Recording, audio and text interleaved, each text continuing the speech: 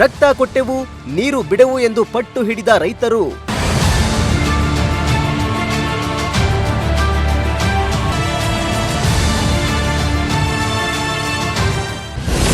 ಕಾವೇರಿ ನೀರು ಬಿಡುಗಡೆ ಖಂಡಿಸಿ ಹೆದ್ದಾರಿ ತಡೆದು ಆಕ್ರೋಶ.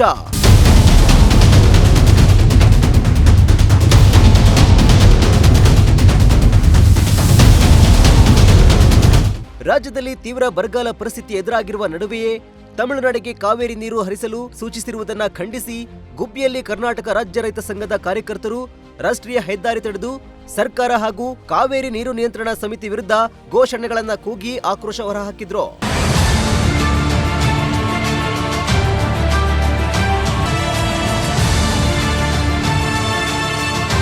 ಇನ್ನು ರೈತ ಸಂಘದ ಜಿಲ್ಲಾಧ್ಯಕ್ಷ ಎಂ ಗೋವಿಂದರಾಜು ಮಾತನಾಡಿ, ರಾಜ್ಯದಲ್ಲಿ ಮಳೆಯ ಕೊರತೆಯಿಂದ ಈಗಾಗಲೇ ಹಲವು ಜಲಾಶಯಗಳು ಬರಿದಾಗಿದ್ದು ಜನ ಹಾಗೂ ಜಾನುವಾರುಗಳಿಗೆ ಕುಡಿಯುವ ನೀರಿನ ಸಮಸ್ಯೆ ಎದುರಾಗಿದೆ.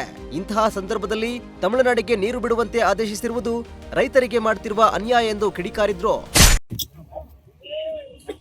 ರಾಜ್ಯದಲ್ಲಿ ಮಳೆಯಿಂದ ರಾಜ್ಯದ ಬಹುತೇಕ ಎಲ್ಲ ತಾಲೂಕುಗಳು ಭೀಕರ ಬರಗಾಲಕ್ಕೆ ತುತ್ತಾಗಿರ್ತಕ್ಕಂಥ ಈ ಒಂದು ಕಠಿಣ ಸಂದರ್ಭದಲ್ಲಿ ಏನು ಕಾವೇರಿ ನೀರು ನಿಯಂತ್ರಣ ಸಮಿತಿ ಕರ್ನಾಟಕ ಸರ್ಕಾರಕ್ಕೆ ಆದೇಶವನ್ನು ಕೊಟ್ಟಿದೆ.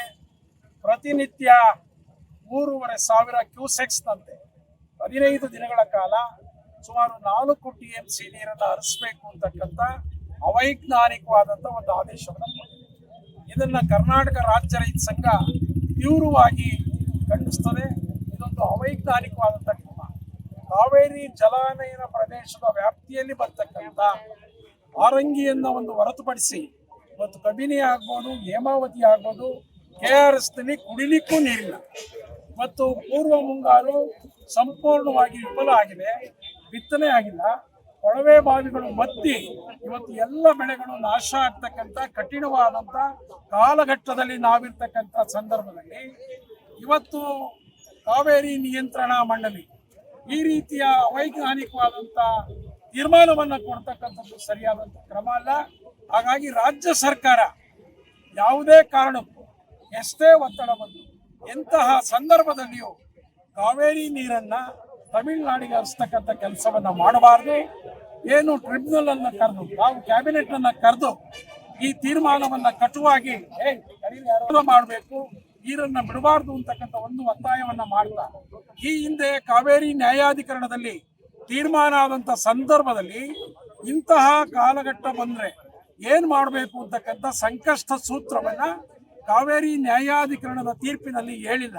ಹಾಗಾಗಿ ಕರ್ನಾಟಕ ಸರ್ಕಾರ ಅಂದಿನಿಂದಲೂ ಮೀನಾಮೇಷ ಹೇಳ್ತಾ ಇದೆ. ಈ ತೀರ್ಪು ಬಂದ ನಂತರ ಕಾವೇರಿ ನಿಯಂತ್ರಣ ಪ್ರಾಧಿಕಾರದ ಮುಂದೆ ಇವರು ಅಪೀಲ್ ಹೋಗಬೇಕಾಗಿತ್ತು. ಇಲ್ಲ, ಈ ದೇಶದ ಸುಪ್ರೀಂ ಕೋರ್ಟ್ ಮುಂದೆ ಅಪೀಲ್ ಹಾಕಿ ಇಂಥ ಸಂಕಷ್ಟದ ಸಂದರ್ಭ ಬಂದಾಗ ನಾವು ಏನು ಮಾಡಬೇಕು ಅಂತಕ್ಕಂಥ ವಿಚಾರಕ್ಕೆ ಸಂಬಂಧಪಟ್ಟಂಗೆ ಸುಪ್ರೀಂ ಕೋರ್ಟು ತೀರ್ಪನ್ನು ಕೊಡಬೇಕು ಅಂತ ಕೇಳಬೇಕಾಗಿತ್ತು. ಆ ಕೆಲಸವನ್ನು ರಾಜ್ಯ ಸರ್ಕಾರ ಮಾಡದೆ ನಿರ್ಲಕ್ಷ್ಯ ವಹಿಸಿದೆ. ಹಾಗಾಗಿ ಈಗಲೂ ಇನ್ನು ರೈತ ಸಂಘದ ತಾಲೂಕು ಅಧ್ಯಕ್ಷ ವೆಂಕಟೇಶ್ ಗೌಡ ಮಾತನಾಡಿ, ರಾಜ್ಯದ ವಾಸ್ತವ ಪರಿಸ್ಥಿತಿಯನ್ನ ಕಾವೇರಿ ನೀರು ನಿಯಂತ್ರಣ ಪ್ರಾಧಿಕಾರ ಹಾಗೂ ನೆರೆ ರಾಜ್ಯಕ್ಕೆ ಮನವರಿಕೆ ಮಾಡಿಸುವಲ್ಲಿ ಸರ್ಕಾರ ವಿಫಲವಾಗಿದೆ. ಕೂಡಲೇ ಸರ್ಕಾರ ನೀರು ಹರಿಸುವಂತೆ ನೀಡಿರುವ ನಿರ್ದೇಶನವನ್ನ ಹಿಂಪಡೆಯಬೇಕು, ಇಲ್ಲದಿದ್ದರೆ ರಾಜ್ಯಾದ್ಯಂತ ಉಗ್ರ ಹೋರಾಟ ನಡೆಸುವುದಾಗಿ ಎಚ್ಚರಿಕೆ ನೀಡಿದ್ರು. ಪ್ರತಿಭಟನೆ ಇವತ್ತು ಕಾವೇರಿ ನಿರ್ವಹಣಾ ಪ್ರಾಧಿಕಾರ ಒಂದು ಕೆಟ್ಟ ತೀರ್ಮಾನವನ್ನ ಕೊಟ್ಟಿದೆ. ಇವತ್ತು ಕರ್ನಾಟಕದಲ್ಲಿ ಬರಗಾಲ ಇದೆ, ಆ ಕಾವೇರಿ ಕೊಳದಲ್ಲಿ ನೀರಿಲ್ಲ. ಇಂಥ ಒಂದು ಸಂದರ್ಭದಲ್ಲಿ ಇವತ್ತು ತಮಿಳುನಾಡಿಗೆ ಪ್ರತಿನಿತ್ಯ 3,500 ಕ್ಯೂಸಿಕ್ ನೀರನ್ನ ಬಿಡಬೇಕು ಅಂತ ಆದೇಶ ಮಾಡಿದೆ. ಈ ಆದೇಶವನ್ನ ನಾವು ಸಾರಾಸಗಟಾಗಿ ತಿರಸ್ಕಾರ ಮಾಡ್ತೀವಿ. ಮತ್ತೆ ಸರ್ಕಾರಕ್ಕೂ ಒಂದು ಗಾಂಭೀರ್ಯತೆ, ಒಂದು ಗೌರವ ಇಲ್ಲ. ಇವತ್ತು ನೀರಿನ ಲಭ್ಯತೆಯನ್ನ ಪ್ರಾಧಿಕಾರಕ್ಕೆ ಕೊಡದಲೇ ಇವರು ಫೇಲ್ಯೂರ್ ಆಗಿದ್ದಾರೆ. ಯಾಕೆಂದ್ರೆ ಸರ್ಕಾರದ ಜವಾಬ್ದಾರಿ ಇವಂತ ಬರಗಾಲದಲ್ಲಿ ರೈತರನ್ನ, ಜನ ಜಾನುವಾರುಗಳನ್ನ ಇವತ್ತು ಎಲ್ಲರನ್ನು ಉಳಿಸಬೇಕಾದಂತ ಒಂದು ಜವಾಬ್ದಾರಿ ಮಾಡೋದ್ರಲ್ಲಿ ಫೇಲ್ಯೂರ್ ಆಗಿದೆ. ಇವತ್ತು ನೀರಿನ ಲಭ್ಯತೆಯನ್ನ, ವಸ್ತುಸ್ಥಿತಿಯನ್ನ ಕೊಟ್ಟಿದ್ರೆ ಇವತ್ತು ಇಂಥ ಸ್ಥಿತಿ ಬರ್ತಿಲ್ವಲ್ಲ ಅಂತ ನಾವಾದ್ರೂ ಹೊಂದಿಸ್ತೀವಿ. ಸರ್ಕಾರ ಜವಾಬ್ದಾರಿ ನಡ್ಕೊಬೇಕು, ಯಾವುದೇ ಒತ್ತಡಕ್ಕೆ ಮಣಿಬಾರದು, ಯಾವುದೇ ಕಾರಣಕ್ಕೂ ನೀರನ್ನು ಬಿಡಬಾರದು ಅಂತ ನಾವು ಈ ಸಂದರ್ಭದಲ್ಲಿ ಒತ್ತಾಯ ಮಾಡ್ತೀವಿ ಸ್ನೇಹಿತರೆ. ಇನ್ನು ಪ್ರತಿಭಟನಾ ಸ್ಥಳಕ್ಕೆ ಭೇಟಿ ನೀಡಿದ ಗುಬ್ಬಿ ತಹಶೀಲ್ದಾರ್ ಆರತಿ ಅವರಿಗೆ ರೈತ ಸಂಘದ ಮುಖಂಡರು ಮನವಿ ಸಲ್ಲಿಸಿದ್ರು. ಈ ವೇಳೆ ರೈತ ಸಂಘದ ಪದಾಧಿಕಾರಿಗಳು, ವಿವಿಧ ಸಂಘಟನೆಗಳ ಮುಖಂಡರು ಹಾಗೂ ನೂರಾರು ರೈತರು ಭಾಗಿಯಾಗಿದ್ರು.